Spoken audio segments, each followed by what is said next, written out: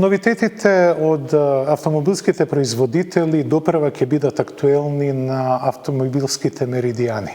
Но кај нас од пред 20 на дена на сила е новиот закон за даночење на патнички моторни возила. Повод доволен да го поканиме господинот Анастас Маженковски, кој е помошник на директор на Царинската управа во оделот за акцизи, но исто така и беше активен во донесувањето и креирањето на законот за даночење на патнички моторни возила. Срдечно добре дојде во Автомагазин и првото прашање се наметнува само по себе. Што позитивно ќе донесе овој закон за граѓаните на Македонија? Благодарам, Мишко. Поздрав до гледачите на вашата емисија. Новиот закон за даночење на моторни возила е резултат на повеќе месечна работа на работна група, составена од представници Царинската управа и Министерството за финансии, кој како резултат на промена на стариот закон за акцизи донесува нов закон за даночење на возила, кој што стапи на сила од 1 јануари оваа година. Новитетите во новиот закон генерално се однесуваат во поточно дефинирање на предмет на оданочување. Претходниот закон само ги опфаќаше патничките возила, новиот закон опфаќа и уште една палета на возила, тоа се дел од мотоциклите кои што се над 50 сантиметри купни зафатнина, дел од товарните возила, пикап возила и се разбира целата гама на патнички возила. Од новиот закон што е донесен има две компоненти. Една е финансиска, другата е еколошка. Ве молам малку да ги појасниме овие две компоненти. Така е. Значи, ако го погледнеме стариот закон за акцизи, тој имаше една единствена компонента, таа беше даночење, односно наплаќање на акциза спрема вредноста на возилото. Тоа што се направи во овој закон е еден значителен исчекор напред, така да покрај вредностната компонента, која што нормално е рекомпонирана во новиот закон, имаме една компонента која што е многу битна, таа е еколошката компонента. Еколошката компонента е воведена во насока да го регулира делот на возила кои што се увезуваат, кои што не се многу еколошки, значи возила кои што малку повеќе загадуваат од она што треба да загадуваат. А ги имаме многу на нашите улици. А ги имаме навистина многу во овој сегмент и е значителна алатка во борба против загадувањето на воздухот. Но ова е навистина нов закон кој што досега не е донесе во нашата држава и кој што го воведува тој сегмент на еколошка компонента во данечењето на возилата. Значи не е она само прибирањето на бучетски средства, туку и рекомпонирање на делот на увоз на моторни возила. Што се однесува до еколошката компонента досега од со минатиот закон, хибридните возила беа ослободени од акциза.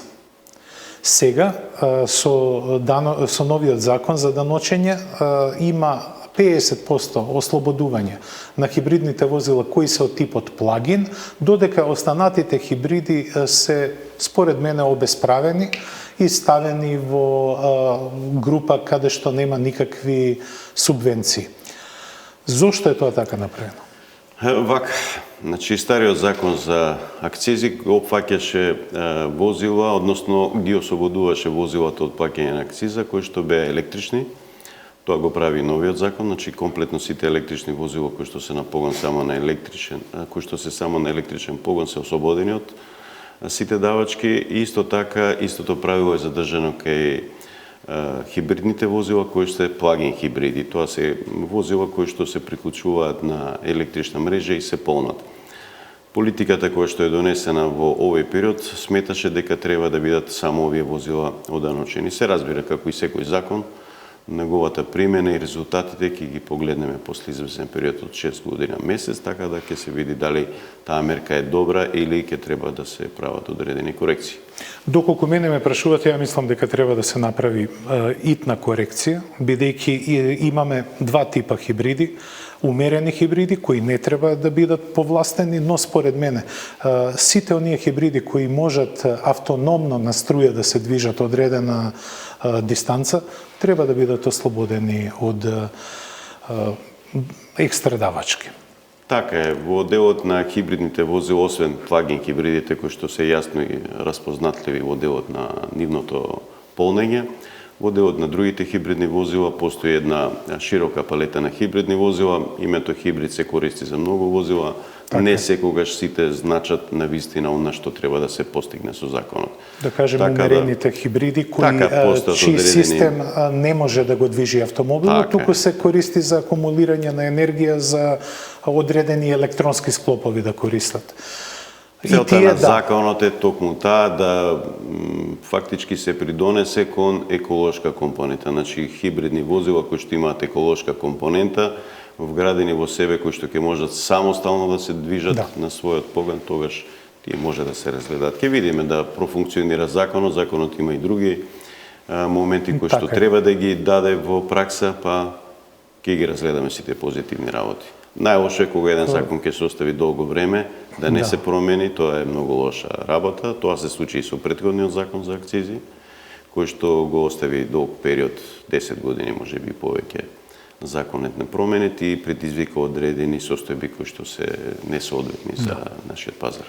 Господине Мажинковски, можам комотно да кажам дека сте еден од најстарите вработени во царина, кои ја познаваат многу добро проблематиката на возилата, бидејќи јас знам дека сте скоро 30 години на таа проблематика работите.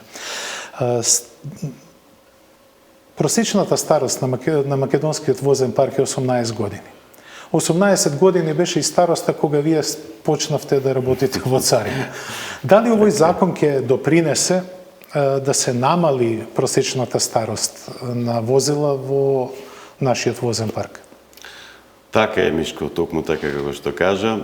Со тоа што малце бевме постари кога почнавме да работиме, тоа беше далечната 92 година. Во секој случај, тоа е и целта. Значи, целта е на законот да го обновиме возниот парк. Обновувајќи го возниот парк, тоа значи дека ќе намалиме загаденоста која што предизвикуваат возилата. Возниот парк кој што во моментот, како што кажавте, 18 години е навистина доста стар и обновувањето може да се врши само доколку влегува, како се вика, свежа крв, значи влегуваат нови моторни возила на пазарот во државата. Ние мора на некој среден рок од неколку години да го сето тоа покажеме во пракса. Затоа го одбравме делот на овој закон преку еколошката компонента да влијае на рекомпонирање на возниот парк во нашата држава.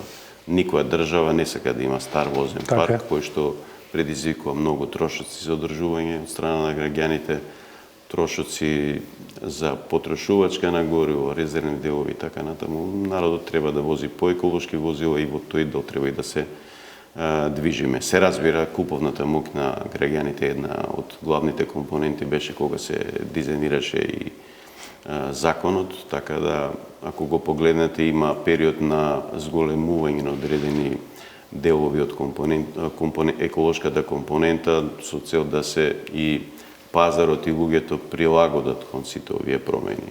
Не се одеше на нагли промени, не се оглеше на големи износи, сето тоа се остави во период од неколку години да се прилагоди. Што ќе се случи со увозот на старите автомобили? Бидејќи иако е либерализиран досега, тој увоз не донесе никакви позитивни работи. Така е, за жал во Дали последните ќе има години... пеналење на одредени возила, односно казнување поради емисијата на CO2 или нема? Дали ќе понатаму овој закон ќе овозможи стимул за увоз на стари возила или напротив? Ќе ги деморализира граѓаните да купуваат стари возила и ќе ги натера на некој начин да размислуваат на нови? Така е, значи законот е конципиран да она компонента вредност. Значи, генерално пресметката во делот на данокот на моторни возила се состои од две компоненти. Она што ја спомнавме, еколошката, која што треба да влијае на рекомпонирање на паркот возен, и вториот дел е вредностната. За појаснување на вашите слушатели, од до 10.000 евра постои само една компонента во делот на законот, тоа е еколошката компонента. Најголем број од возила кои се увезуваат во нашата држава спаѓаат во оваа категорија и граѓаните треба да знаат дека фактички тука имаме даночење само по делот на тоа кое возило колку загадува. Значи генерално она возило што малце загадува, тоа ќе плати помал данок. Тоа е стимул да луѓето набавуваат возила кои што помалку загадуваат. Не е спречена потребата ако некој сака да набави постаро возило, меѓутоа ќе треба да има предвид дека постарите возила загадуваат многу повеќе и во тој дел тие и поголем данок ќе платат. Не се одеше на рестриктивни мерки во делот на забрана, се разбира, се одеше во делот на дестимулирање на набавка на нееколошки возила. Нееколошки возила се возила над 15 години старост, кои што имаат висок процент на емисија на CO2 и тие како предуслов за чист воздух не се, како да кажам, потребни во делот да се користат во употреба. Не само од аспект на загадување, туку и од аспект на нивно сервисирање, одржување и така натаму, бидејќи граѓаните се изложени за стари возила да издвојуваат повеќе средства за нивно одржување. Јас ви благодарам на времето што го одвоивте за нашите гледачи и што го елабориравте на некоја рака законот, новиот закон. Се надевам дека позитивните одредби од него ќе имаат позитивен импакт на пазарот и на зголемување на продажбата на нови патнички моторни возила. Доколку има некои измени, ќе бидеме слободни да ве поканиме повторно. Така е. Ние ќе бидеме во тек.